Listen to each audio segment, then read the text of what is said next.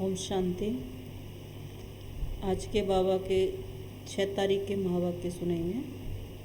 आज बाबा ने कहा कुंभ के मेले के लिए, आज बाबा ने कहा कुंभ के मेले पर लोग जाते हैं और वहाँ पर मेला लगता है। सभी लोग वहाँ पर बड़े धूमधाम से स्नान भी करते हैं। तो बाबा ने कहा कुंभ का मेला माना सागर और नदियों का मिलन। तो ज्ञान सागर शिव बाबा है और ज्ञान नदियाँ बाबा के बच्चे हैं, जो बाबा ने कहा केंद्र हैं, जो जगह जगह केंद्र खुले हुए हैं जहाँ आकर के सभी ज्ञान सुनते हैं। तो मधुबन में जब जाते हैं तो वहाँ पर कुंभ का मेला माना आत्मा परमात्मा का मिलन होता है। तो इसकी यादगार में फिर बाबा ने कहा कुंभ का मेला लगता है, वहाँ बहुत भीड़ होती है, सभी लोग जाते हैं वहाँ पर, अनेक भावनाओं से जाते हैं। और बाबा ने कहा पंडे लोग भी जाते हैं यात्रा कराने के लिए, जगह जगह दूसरों को लेके जाते हैं, यात्रा कराते हैं। तो बाबा ने कहा जितनी प्राप्ति जाने वालों को होती है उतनी पंडों को नहीं होती है, कि पंडों का काम है सिर्फ दूसरों को यात्रा कराना। उनको खुद प्राप्ति से कोई इच्छा नहीं होती है, कोई मतलब नहीं होता है कि हमें भी कुछ, वो तो उनके यात्रियों के आधार पे होते हैं, उनसे उनकी कमाई होती है। तो बाबा ने कहा कि जाने वालों की बहुत भावना होती है, किस किस भावना से यात्री यात्रा करने जाते हैं, तो उनको साक्षात्कार भी होता है, उनको इच्छा भी पूरी होती है। पंडों को इतना नहीं मिलता है। फिर बाबा ने कहा अमरनाथ द्वारे में जाते हैं, वहाँ भी बर्फ़ ही बर्फ़ है, तो वहाँ बर्फ़ का शिवलिंग बन जाता है। तो लोगों की उसमें भी भावना बैठ जाती है कि बर्फ़ का शिवलिंग, तो यही वो उसको ही परमात्मा मान लेते हैं। बाकी बाबा ने कहा ऐसा है कुछ नहीं, ऐसा कुछ नहीं है, ना ऐसी कोई प्राप्ति होती है, लेकिन भावना का भाड़ा तो परमात्मा उनको देता है। तो आज के बाबा के महावाक्य हैं। बाबा ने कहा मीठे बच्चे, ज्ञान सागर बाप और ब्रह्मपुत्रा नदी का ये संगम हीरे समान है। यहाँ तुम बच्चे आते हो कौड़ी से हीरे जैसा बनने। ज्ञान सागर बाप और ब्रह्मपुत्रा नदी का ये संगम हीरे समान है। यहाँ तुम बच्चे आते हो कौड़ी से हीरे जैसा बनने। प्रश्न, सतयुगी राजधानी की स्थापना कब और कैसे होगी? तो बाबा ने कहा जब सारी पतित सृष्टि की सफाई हो, अर्थात पुरानी सृष्टि का विनाश हो, तब सतयुगी राजधानी की स्थापना होगी। उसके पहले तुम्हें तैयार होना है, पावन बनना है। नई राजधानी का संवत तब शुरू होता है जब एक भी पतित नहीं रहेगा। यहाँ से संवत शुरू नहीं होगा। भल राधे कृष्ण का जन्म हो जाएगा, लेकिन उस समय से सतयुग नहीं कहेंगे। जब वह लक्ष्मी नारायण के रूप में राजगद्दी पर बैठेंगे तब संवत प्रारंभ होगा। जब तक आत्माएं आती जाती रहेंगी। यह सब विचार सागर मंथन करने की बातें हैं। गीत यही बहार है दुनिया को भूल जाने की। ओम शांति। यह बच्चे कहाँ आए हुए हैं? ज्ञान सागर के कंठे पर। वैसे रहते ज्ञान गंगाओं के कंठे पर, और अभी आए हैं ज्ञान सागर के कंठे पर। कौन आए हैं? ज्ञान गंगाएं। क्या बनने के लिए? कौड़ी से हीरे जैसा, अथवा कंगाल से सिरताज बनने के लिए। ब्रह्मा है ब्रह्मपुत्रा और शिव है ज्ञान सागर। यह है ब्रह्मपुत्रा नदी। बच्चा तो है ना ब्रह्मा वल्द शिव, तुम हो पोत्रे पुत्रियाँ। कलकत्ता में सागर और नदी का बड़ा भारी मेला लगता है। वहाँ गंगा ब्रह्मपुत्रा और सागर मिलते हैं। ब्रह्मपुत्रा में और भी नदियाँ मिलती हैं। मुख्य है ब्रह्मपुत्रा और सागर का संगम। उनको ही कहते हैं डायमंड हार्बर। यह नाम अंग्रेज़ों ने रखा है, अर्थ कुछ भी नहीं समझते, नाम सिर्फ ऐसे ही रख दिया है। बाप अर्थ समझाते हैं। तुम आए हो इस समय ब्रह्मपुत्रा और ज्ञान सागर के पास सम्मुख, वहाँ भी सागर के सम्मुख जाते हो हीरा बनने के लिए। बाबा ने मधुबन के लिए कहा कि मधुबन में जब जाते हैं शिव बाबा के साथ किस लिए जाते हैं? सामने हीरा बनने के लिए। तो बाबा ने कहा परंतु हीरों के बदले पत्थर बन जाते हैं, क्योंकि वह सागर के सम्मुख जाते हैं हीरा बनने के लिए, परंतु पत्थर बन जाते हैं। वह भक्ति मार्ग है। यह है संगम। बाबा ने कहा दुनिया में भक्ति में जाते हैं लेकिन वहाँ मिलता नहीं है भगवान, तो पत्थर बन जाते हैं। यह संगम है आत्मा और परमात्मा का, दोनों इकट्ठे हैं। वह जड़, यह चैतन्य, यह तो कहाँ भी जा सकते हैं। यह शिव बाबा, ब्रह्मा बाबा, बाबा ने कहा ये ब्रह्मा बाबा तो कहाँ भी जा सकते हैं। तो बच्चों को हमेशा ये समझना चाहिए कि ब्रह्मपुत्रा और सागर दोनों इकट्ठे हैं चैतन्य में। यह जैसे कि हीरे बनने का संगम हो गया, तुम हीरे जैसा बनो। यह है ब्रह्मपुत्रा एडाप्टेड ज्ञान गंगाएं। बाबा ने कहा पानी की गंगाएं, सागर तो कहीं नहीं जा सकते, लेकिन ये ज्ञान सागर शिव बाबा और ज्ञान गंगाएं तो कहीं भी जा सकते हैं। यह तो अनगिनत हैं। इन ज्ञान नदियों का तो अंत नहीं पाया जा सकता। भारत में इतनी नदियां हैं, यहाँ तो अनगिनत हैं। इन ज्ञान नदियों का तो अंत नहीं पाया जा सकता। तो बाबा ने कहा सागर से नदियाँ इस समय ही निकलती हैं। पहले तो ब्रह्मपुत्रा निकलती है, फिर उनसे छोटी छोटी नदियाँ निकलती हैं। तुम जानते हो नंबरवार पुरुषार्थ अनुसार, कोई बड़े हैं कोई छोटे हैं। यह सब मनुष्यों को हीरे जैसा बनाते हैं।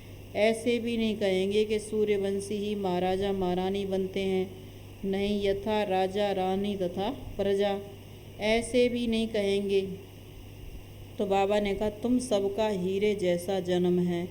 जो स्वर्ग के लिए थोड़ा भी पुरुषार्थ करते हैं वह हीरे जैसा बनते हैं। ये ब्रह्मपुत्रा नदी और सागर दोनों इकट्ठे रहते हैं। तुम बच्चे जब आते हो तो अंदर में जानते हो कि हम जाते हैं बाप दादा के पास। बाप ज्ञान का सागर है, पर प्रवेश करते हैं इस ब्रह्मपुत्रा अर्थात ब्रह्मा में। इन द्वारा हमको हीरे जैसा बनाते हैं।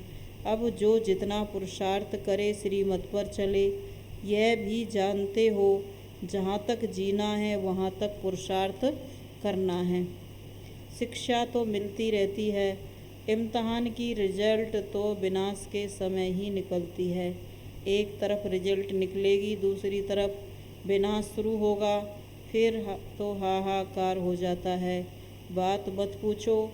इसीलिए विनाश होने के पहले, लड़ाई होने के पहले तैयार होना है, समझना चाहिए। बाकी और क्या समय होगा। और यह भी जानते हो कि अब हमारी राजधानी स्थापन होती है तो यह सारी सफाई भी होनी है। तुम पावन बनते रहते हो, वह हैं पतित। सब पतित खलास हो जाए, हिसाब किताब चुकतू कर सब वापिस चले जाएं। एक भी पतित न रहे, तब कहेंगे पावन दुनिया। तुम इस समय, बाबा ने कहा तुम इस समय हो पावन, परंतु सारी दुनिया तो पावन नहीं है। पावन बनेगी जरूर। जब विनाश होगा तब सारी दुनिया पावन होगी, उसको नई दुनिया कहेंगे। नई दुनिया का संबंध कोई पूछे तो समझाना चाहिए। जब महाराजा महारानी तख्त पर बैठते हैं तब नया संवत शुरू होता है। जब तक नया संवत शुरू हो तब तक पुराना जरूर कायम रहेगा। यहाँ से संवत शुरू नहीं होगा। हम ब्राह्मण भल नए हैं, परंतु दुनिया अथवा सारी पृथ्वी थोड़ी नई है, अभी है संगम। कलयुग के बाद सतयुग आना है। हम कहते भी हैं first Prince princess Radhe Krishna, फिर भी हम उस समय सतयुग नहीं कहेंगे। जब तक लक्ष्मी नारायण तख्त पर नहीं बैठे तब तक कुछ न कुछ खिटपिट होती रहेगी। भल राधे कृष्ण आ जाते हैं। देखो यह है विचार सागर मंथन करने की बातें। सतयुग जब शुरू होता है तब संवत शुरू होगा। सूर्यवंशी डिनाइस्टी का संवत फलाना, परंतु प्रिंस प्रिंसेस के नाम पर संवत कभी नहीं होता। बाकी बीच के समय में आना जाना होता रहता है। छी मनुष्यों को भी जाना है। कुछ न कुछ बचे हुए तो रहते ही हैं ना। जो भी बचे हुए होंगे वह भी वापस जाएंगे। टाइम लगता है, यह कौन समझाते हैं। ज्ञान सागर भी समझाते हैं तो ब्रह्मपुत्रा ज्ञान नदी भी है, दोनों इकट्ठे समझाते हैं। वह कुंभ का मेला तो बरस बरस लगता है, यह कुंभ का मेला सागर और ज्ञान नदियों का मेला तो संगम युग पर ही होता है। तुम बच्चे जानते हो। बाबा ने कहा तुम बच्चे कहेंगे हम जाते हैं माता पिता व ज्ञान सागर और बड़ी नदी के पास। बाबा हमको इस बड़ी नदी और इन नदियों द्वारा वर्षा दे रहे हैं, अर्थात हीरे जैसा बनाते हैं। कुंभ के मेले में कितना खुशी से बड़ी शुद्धि से जाते हैं और वहाँ मनसा वाचा कर्मणा पवित्र रहते हैं। वह है जड़ यात्रा। यात्री अपना कल्याण करना चाहते हैं। पंडों का इतना कल्याण नहीं होता जितना यात्रियों का। पंडे लोग तो पैसा इकट्ठा करने जाते हैं, उन्हों की इतनी भावना नहीं होती जितनी यात्रियों की रहती है। यात्री बड़ी शुद्ध भावना से जाते हैं तो कईयों को साक्षात्कार भी हो जाता है। अमरनाथ पर बर्फ़ का लिंग बना रहता है, सामने जाने से बर्फ़ ही बर्फ़ जैसे देखने में आती है। भावना वाले जैसे देखते तो खुश हो जाते हैं। यह तो कुदरत है, बर्फ़ में शिवलिंग बन जाता है। मनुष्यों की भावना जैसे देखते हैं, मनुष्यों की भावना ऐसी बैठ जाती है कुछ भी नहीं।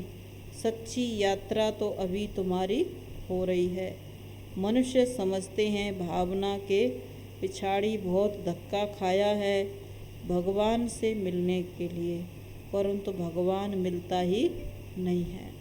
जहाँ जहाँ भावना बैठ गई वहीं वहीं तीर्थ यात्रा करते धक्का खाते हैं, लेकिन भगवान मिलता नहीं है। बाबा ने समझाया है भगवान का तो चित्र नहीं निकाल सकते, बिंदी का फोटो क्या होगा। वह तो समझाने के लिए कहा जाता है कि स्टार है, भ्रकुटी के बीच में चमकता है। कई बच्चियां भ्रकुटी में टीका लगाती हैं। यह सुना हुआ है ना कि आत्मा का निवास भ्रकुटी में है तो स्टार लगाती हैं। सच्चा तिलक अगर कहें तो वह है राजा का तिलक। राजाई का तिलक फिर बड़ा होता है, वह स्थूल तिलक मिलता है। तुम बच्चों को ज्ञान आ जाता है कि हम आत्माओं को अब राज तिलक मिलता है। आत्मा समझती है कि अभी हमको परम पिता परमात्मा से राज तिलक मिलता है। भ्रकुटी के बीच में बहुत अच्छा स्टार लगाते हैं, सोने का भी लगाते हैं। अभी तुमको सारा ज्ञान मिला हुआ है। हम स्टार अब हीरे जैसा बनते हैं। हम स्टार अब हीरे जैसा बनते हैं। हम आत्मा स्टार हैं, परम पिता परमात्मा भी स्टार इतना ही छोटा है, परंतु उनमें सारी नॉलेज है। यह बातें बड़ी गुह्य हैं। तुमको ज्ञान अर्थात सोजरा मिल रहा है। परम पिता परमात्मा के रूप को भी देखा समझा है। जैसे आत्मा का साक्षात्कार होता है वैसे परमात्मा का भी होता है। कहेंगे जैसे तुम हो वैसे मैं हूँ। बाकी बच्चे को बाप का क्या साक्षात्कार चाहिए। आत्मा छोटी बड़ी होती नहीं है, जैसे तुम वैसे बाप। सिर्फ महिमा और पार्ट अलग अलग है और सबसे भिन्न भिन्न है, एक न मिले दूसरे से।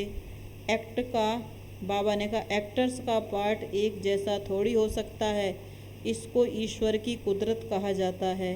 वास्तव में ड्रामा की कुदरत कहें, क्योंकि बाबा ऐसे नहीं कहते कि मैंने ड्रामा बनाया है। फिर प्रश्न उठेगा कब बनाया। इनको कहा ही जाता है कुदरत। यह चक्र कैसे फिरता है सो अभी तुम जान गए हो। आत्मा स्टार है, उसमें कितना बड़ा पार्ट भरा है। परमपिता परमात्मा सर्वशक्तिवान है, वर्ल्ड ऑलमाइटी अथॉरिटी है, ज्ञान का सागर कहा जाता है। यहाँ किसको ज्ञान का सागर नहीं कहा जाता। वे शास्त्र पढ़ने वाले शास्त्रों का ही ज्ञान सुनाते हैं। तो बाबा ने कहा, बाकी बाप में जो ज्ञान है वह तो कॉमन नहीं है। भगवान ही आकर सहज राजयोग का ज्ञान सिखलाते हैं, उनको ही ज्ञान का सागर कहा जाता है। यह तो नदियों का मेला लगता है, यह भी समझते हो कि सागर से ही नदियाँ निकलती हैं। कई बच्चों को तो यह भी मालूम नहीं रहता, वैसे ही तुम्हारी बातों को भी कोई नहीं जानते। ज्ञान सागर कैसे आता होगा, उनसे ज्ञान गंगाएं कैसे ज्ञान पाती होंगी। यह है ज्ञान की बातें। बाबा ने कहा, इस बातों को कोई नहीं समझते कि शिव बाबा कैसे आता है और कैसे ज्ञान देता है। मनुष्यों द्वारा बुद्धि में जो बातें बैठी हैं तो सच्ची बातों का किसको पता नहीं है। झूठी बातों को ही बाबा ने कहा सच मान लिया। अब तुम उस सागर और इस सागर को, इस ज्ञान सागर को जान गए हो। अभी वह सागर और नदियाँ तो दुख देती रहती हैं। बाबा ने कहा, कभी पानी बहुत तेज़ आता है, बाढ़ आ जाती है तो दुख देती रहती हैं। सागर भी उछल पड़े तो कितना नुकसान कर देते हैं। अभी ज्ञान सागर पतित पावन को सब याद करते हैं, उस सागर और नदियों को बाबा ने कहा याद नहीं करते। ज्ञान सागर शिव बाबा को याद करते हैं, पानी की नदियों को कोई याद नहीं करते। पतित पावन ज्ञान का सागर है, तो उस सागर से ही नदियाँ निकली हैं, उनके ही नाम रूप देश काल को शिव बाबा से, जो बाबा ने कहा इतने बच्चे, कन्याएं, माताएं, बहनें ज्ञान सुनाते हैं, तो उस सागर से शिव बाबा से ज्ञान सुनकर के सुनाती हैं, इनको कोई भी नहीं जानते। उस सागर से ही सब नदियाँ निकली हैं, उसके नाम रूप देश काल को नहीं जानते। भले शिव नाम भी कहते हैं तो भी शिवलिंग नाम रख दिया है। बाबा का नाम है अविनाशी। शिव बाबा रचयिता एक है, उनकी रचना भी एक है और अनादि है। कैसे अनादि है वह बाप बैठ समझाते हैं। सतयुग में ये त्योहार आदि कुछ भी नहीं होते, सब गायब हो जाते हैं, फिर भक्ति मार्ग शुरू होगा। मनुष्य समझते हैं स्वर्ग नरक सब, स्वर्ग था फिर स्वर्ग आएगा, परंतु इस समय तो नरक है। इनकी आयु का किसको पता नहीं है, घोर अंधियारा है। कल्प की आयु का भी किसी को पता नहीं है। कहते भी हैं ये जो ड्रामा है फिरता रहता है, परंतु आयु का कोई को पता न होने के कारण कुछ भी समझते नहीं हैं कि सतयुग कितना समय चलेगा और कलयुग कितना समय। ब्रह्मा के मुख द्वारा बाप बैठ सभी वेदों शास्त्रों का सार समझाते हैं, तो उन्होंने फिर ब्रह्मा के हाथ में वेद शास्त्र दे दिए। शिव बाबा ब्रह्मा के द्वारा वेद शास्त्रों का ज्ञान सुनाते हैं, तो फिर ब्रह्मा के हाथ में वेद शास्त्र दे दिए। वह भी सब शास्त्र हाथ में थोड़ी पकड़ सकते हैं, वह ब्रह्मा द्वारा कोई सब शास्त्र थोड़ी सुनाते हैं। जानते हैं ये सब भक्ति मार्ग के हैं, यह तो पढ़ते आए हैं, कब से पढ़ते आए हैं जानते कुछ भी नहीं है। सिर्फ कह देते हैं ये अनादि है, वेद व्यास ने रचे हैं, वेदों को ऊंचा मानते हैं, परंतु लिखा हुआ है वेद शास्त्र आदि सब गीता की रचना है। तुम बच्चे जानते हो यह है वेद शास्त्र आदि, वही फिर बनेंगे, फिर नाम रखेंगे। अभी तुम जानते हो हम फिर पूज्य बन रहे हैं, फिर पुजारी बनेंगे, मंदिर आदि बनाएंगे, राजा रानी मंदिर बनाएंगे तो प्रजा भी बनाएगी। भक्ति मार्ग शुरू होने से फिर मंदिर बनाने लग पड़ते हैं, घर घर में बनाएंगे। बाबा ने कहा घर घर में पूजा की सामग्री रखते हैं, घर घर में बनाएंगे। जैसे जैसे बाबा ने कहा गिर जाते हैं, मंदिर बनाते जाते हैं। सूर्यवंशी चंद्रवंशियों की जो प्रॉपर्टी है वो वैश्यवंशी शूद्रवंशी भोगते हैं, नहीं तो यह राजाई कहाँ से आए। प्रॉपर्टी चलती आती है, बड़ी बड़ी जो प्रॉपर्टी है वह छोटी छोटी होते फिर आखिरी में कुछ भी रहती नहीं है। बाबा ने कहा सतयुग में सब कुछ था और यहाँ अब कुछ भी नहीं है। आपस में बांटते जाते हैं, तो बच्चों को अब समझ में आ गया है कैसे हम पूज्य बनते हैं, कितना समय बनते हैं, फिर कैसे पुजारी बनते हैं। अभी समझ गए हो ना कि परमपिता परमात्मा का नाम रूप देश काल उनका पार्ट क्या है। भक्ति मार्ग में फिर भक्तों की शुद्ध भावना बाप ही पूरी करते हैं, अशुद्ध भावना रावण पूरी करते हैं। अभी तुमको ज्ञान सागर ने सारा ज्ञान बुद्धि में बिठाया है। सब तो नहीं समझेंगे, जो कल पहले वाले बने हैं वही निकलते रहेंगे। अच्छा मीठे मीठे सिकीलदे बच्चों प्रति माता पिता बाप दादा का याद प्यार गुड मॉर्निंग। रूहानी बाप की रूहानी बच्चों को नमस्ते। हम रूहानी बच्चों की रूहानी माता पिता बाप दादा को गुड मॉर्निंग और नमस्ते बाबा नमस्ते। धारणा के लिए मुख्य सार है, जब तक जीना है पुरुषार्थ करते रहना है, बाप की शिक्षाओं को अमल में लाना है, बाप समान मास्टर ज्ञान का सागर बनना है। दूसरी पॉइंट है, रूहानी पंडावन सबको सच्ची यात्रा करानी है।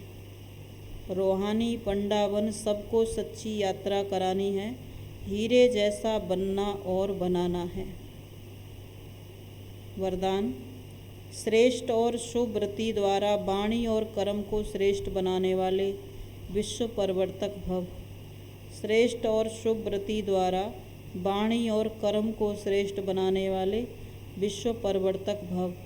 बाबा ने कहा, जो बच्चे अपनी कमज़ोर वृत्तियों को मिटाकर शुभ और श्रेष्ठ वृत्ति धारण करने का व्रत लेते हैं, उन्हें यह सृष्टि भी श्रेष्ठ नज़र आती है। वृत्ति से दृष्टि और कृति का भी कनेक्शन है।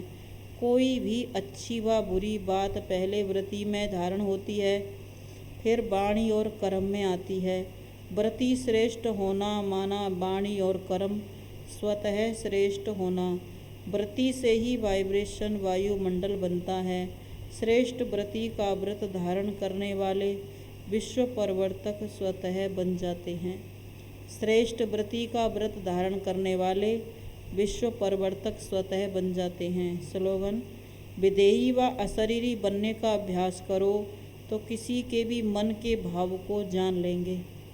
विदेही व अशरीरी बनने का अभ्यास करो तो किसी के भी मन के भावों को जान लेंगे। ओम शांति।